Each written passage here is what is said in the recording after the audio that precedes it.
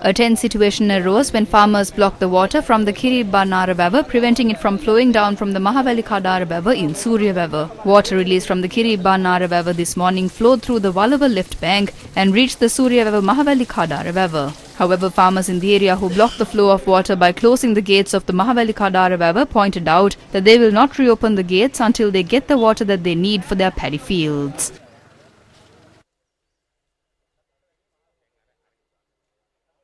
උඹලත් ගොවි අපිත් ගොවි ඒ නිසා උඹලත් බත් කන්න ඕනේ අපිත් බත් කන්න ඕනේ අන්න එහෙම හිතලා උඹලට ටිකක් හරි යම් ප්‍රමාණයකට වතුර හදලා පල්ලෙහාම මිනිස්සු ඉන්නවයි කියන හැඟීම තියෙනවා නේ දොරවල් අරලා වතුර පල්ලෙහාට දීපල්ල තවත් එන්නේ.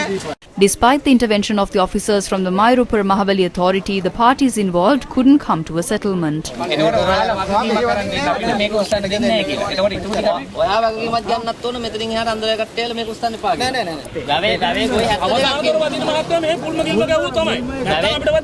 The farmers dispersed after receiving instructions from officials to obtain water until 12 noon on Monday and reopen the gate and allow the water to flow downstream thereafter.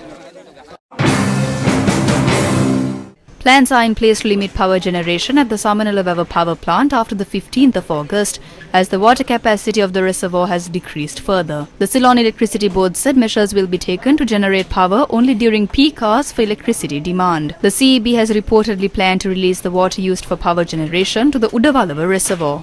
Why is it important that the water required for cultivation be released through the Udavalava reservoir? Out of the 25,000 hectares of fields nourished by the Udavalava reservoir, 15,000 hectares are paddy fields. This reservoir also nourishes 5 medium-sized tanks and 118 small tanks. Although 3,200 acre-feet of water is required for all these activities per day, only 1,400 acre-feet is released due to the lack of water.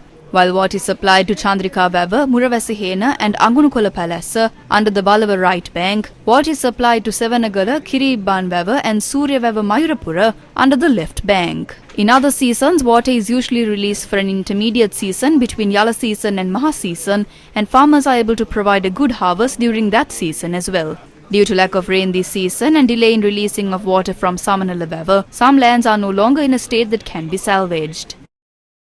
This is the state of farmlands today. This is the situation today of the fields of the Deniai unit of the Muravasihena division in the Valava right bank. With the rate that these fields are drying up, we won't be able to salvage anything. Provide us with the reasonable compensation so that we can educate our children and carry on with our lives. These farmers were pumping the irrigation water from Liangastota Anicut as a last-ditch effort to save their fields. The main vava that supplies water to the Mayurapura region has not received water yet. Farmers point out that many paddy fields in the area can no longer be saved.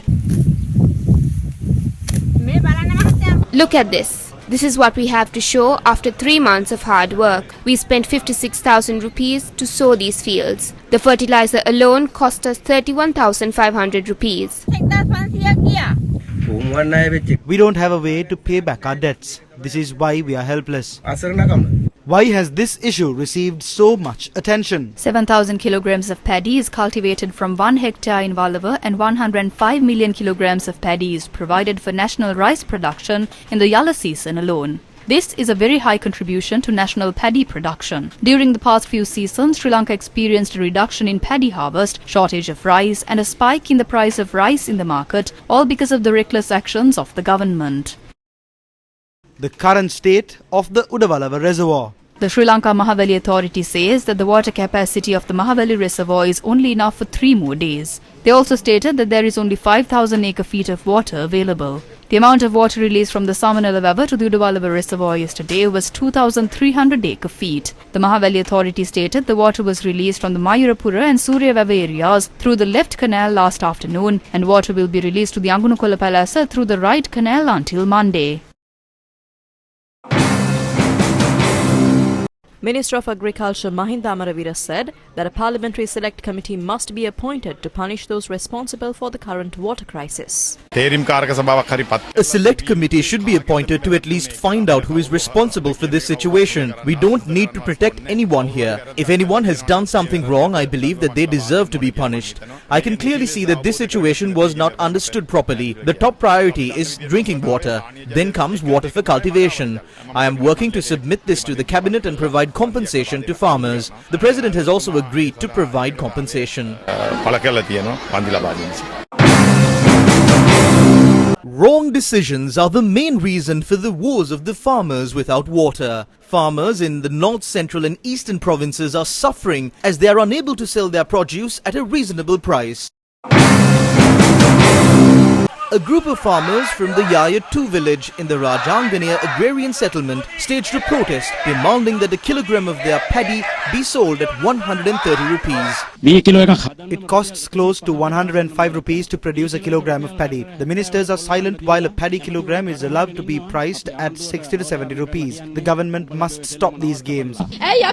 Why are you not doing anything to solve the problems we face? You are there because of us. You are fed as a result of our hard work.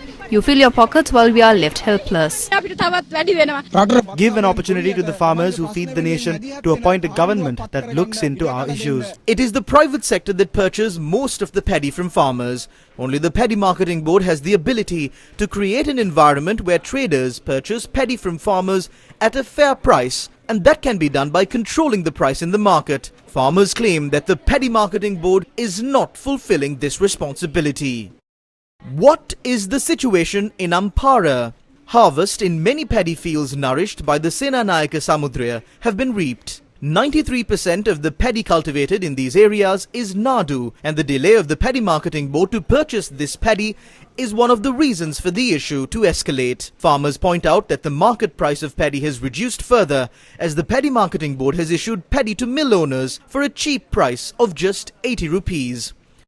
A kilogram of paddy is sold at 95 rupees. They measure it in the storage. Paddy that was sold for 120 rupees last season is being sold at 80 rupees by the Paddy Marketing Board together with mill owners this season. This must be stopped and these crooks must be removed. Convening a media briefing, the Ampara Farmers Movement expressed the following views regarding the current situation. There is no way to sell paddy that were cultivated with multiple elephant attacks. The paddy which was purchased for 120 rupees is being sold for 80 rupees to private businesses. Without doing that, the government should at least purchase paddy for 100 rupees.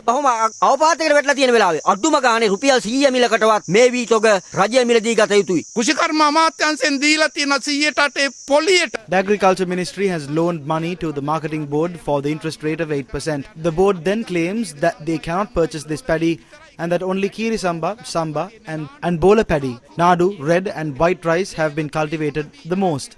There is no one to purchase these. While stored paddy is being sold at 80 rupees, the price of paddy in the market has reduced to 70 rupees. They have created a path for these private businesses to generate money. If the government is trying to ward off the farmers from the fields and give them to private businesses, the same thing that happened to the former leader will happen to you as well. We are ready to do that, to protect the people and the farmers.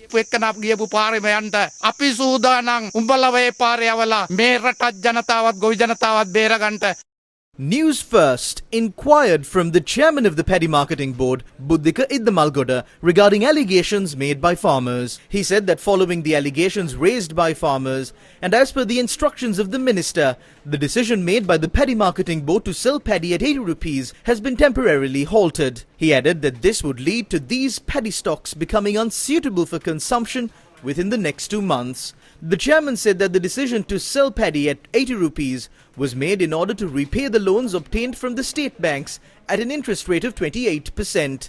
He also said paddy cannot be purchased in Ampara using the money loaned from the Farmers Trust Fund at an interest rate of 8%, as only long Nadu is being sold in those areas. Chairman of the Paddy Marketing Board, Buddhika Iddamalgoda, added that as there is no proper price for that variety of paddy, if that paddy is purchased, it would be difficult to settle the loan taken from the Farmers Trust Fund by the 31st of December.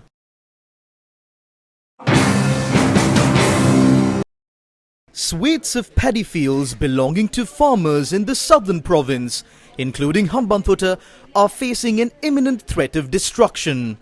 On the other hand, farmers in the northern province, including Ampara, are facing a crisis where they are unable to sell their harvest. This situation is in no way the fault of farmers. These farmers are in dire straits because the political authorities and government officials failed to take timely decisions and fulfill their responsibilities. Similar inept decisions of political authorities and government officials on the organic fertilizer policy plunged both the farmers and the citizens of Sri Lanka into a crisis that they are still suffering from. All of this was caused simply due to the failure to take right decisions at the right time. In the end, the people of the country not only had to endure a food crisis, but also suffer losses in the billions. The purchase of 96,000 metric tons of organic fertilizer did nothing but add on to the massive losses that were already suffered.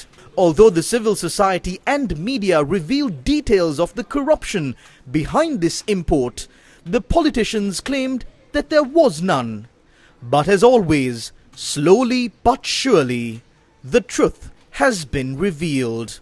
The revelation on the corruption in the import of this stock of organic fertilizer from China was made through a special audit report prepared by the National Audit Office. It was revealed that the organic fertilizer brought from China contained harmful bacteria such as Avinia and Bacillus. The shipment of fertilizer was refused entry into the country. However, the audit report revealed that letters of credit were issued for this stock of fertilizer based on the recommendations of a special committee appointed by the then Secretary of the State Ministry of Agriculture. As the shipment was refused entry into the country, the Ceylon Fertilizer Company Limited and the Colombo Commercial Fertilizers Limited took steps to reject the related payments. But then, Sri Lanka was required to pay 1,382 million rupees, which was equivalent to $6.9 million at the time, as an advance for 75% of the cost of the fertilizer on the ship. The cabinet also approved making this payment. The payment was made on agreed conditions. According to these conditions, the Chinese company was bound to resupply fertilizer that met standards set by Sri Lanka. But still, there has been no shipment of fertilizer sent from that Chinese company to Sri Lanka to date. According to these conditions, the validity of the letters of credit and performance bond should have been extended. The intention was to keep the deal alive and get a return on the money that had already been paid to the Chinese company. But what has happened now?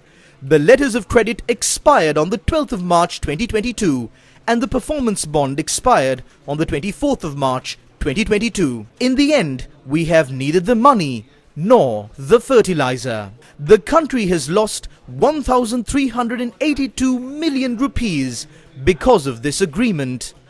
The Auditor General's recommendations include filing legal action against the suppliers and blacklisting the same company. The audit report also stated that it was observed that officials from the Ceylon Fertilizer Company Limited and the Colombo Commercial Fertilizers Limited, the State Ministry of Agriculture and the Ministry of Agriculture have neglected their responsibilities by not maintaining the letters of credit and performance bonds as agreed in the Colombo High Court on the 3rd of January 2022. It has been a year since this report was published. What are the steps that have been taken by the responsible authorities against this massive waste of money? The farmers of Sabragamua, Uva and the south, including Hambantota, are suffering because of another inept decision. Meanwhile, farmers harvesting paddy in the east have also been left helpless because the harvests in the government paddy storage facilities are being sold for a low price in the market. Politicians and high-ranking government officials who have caused these massive losses to the country by making inept decisions and now are passing around the blame continue to be protected. In the end, it is the innocent farmers and citizens of this country who are left to suffer.